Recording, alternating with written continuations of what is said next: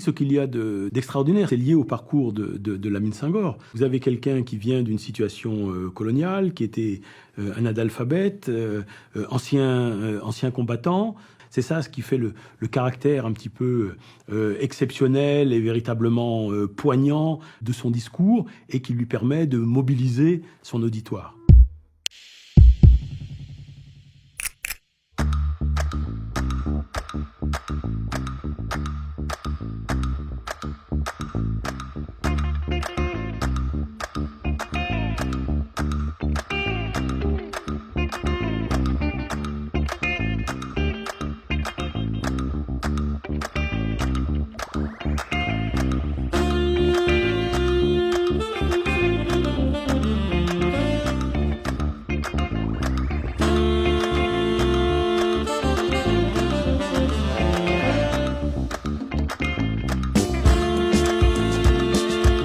Il va demander, à un moment, pour des raisons de santé, à être rapatrié au Sénégal. Et à ce moment-là, Lamine Senghor est approché par le service de contrôle et d'assistance des indigènes en France, plus connu sous les initiales de CAI, qui va en quelque sorte lui mettre un deal entre les mains, de lui dire que si il donne des informations sur ce qui se dit, sur ce qui se fait au sein de la fraternité africaine, eh bien que ça faciliterait sans aucun doute sa demande de rapatriement au Sénégal.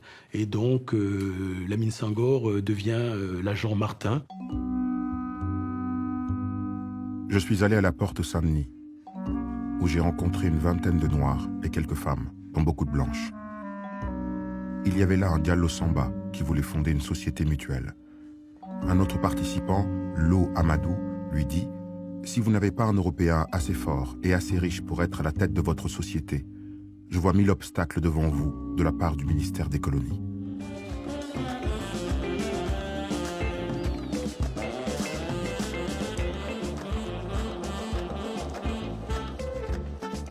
Là où à Paris c'était acceptable d'avoir des couples mixtes, ça faisait un petit peu peur de renvoyer ces couples mixtes outre-mer parce que ça remettait un peu en question toutes ces questions de prestige colonial qui jouaient vraiment sur, à l'époque, une hiérarchie des races et des sexes.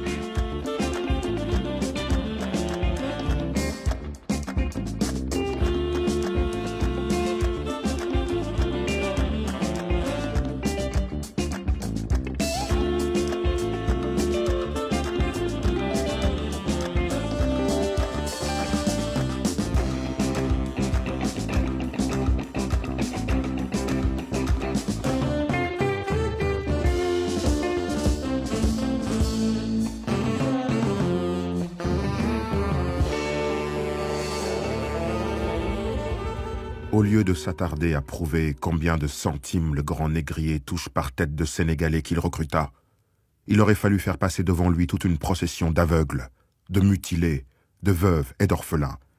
Toutes ces victimes lui auraient craché à la face l'infamie de la mission qu'il avait accomplie.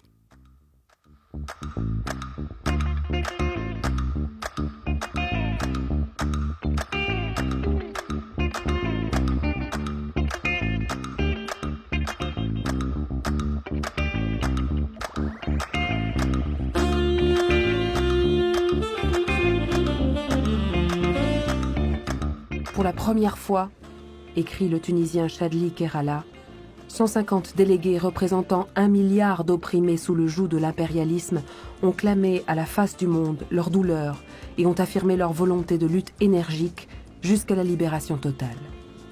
Le troisième monde a émergé sur la scène internationale.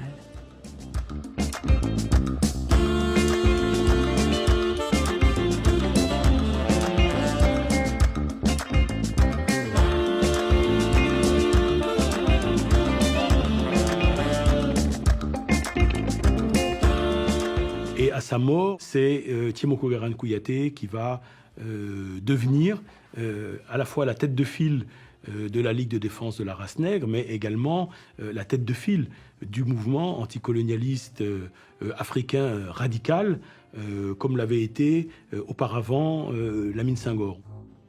Camarades, les nègres se sont trop longtemps endormis. Mais méfiez-vous. Celui qui a bien dormi et qui s'est réveillé ne se rendormira plus. Camarades, plus d'esclaves.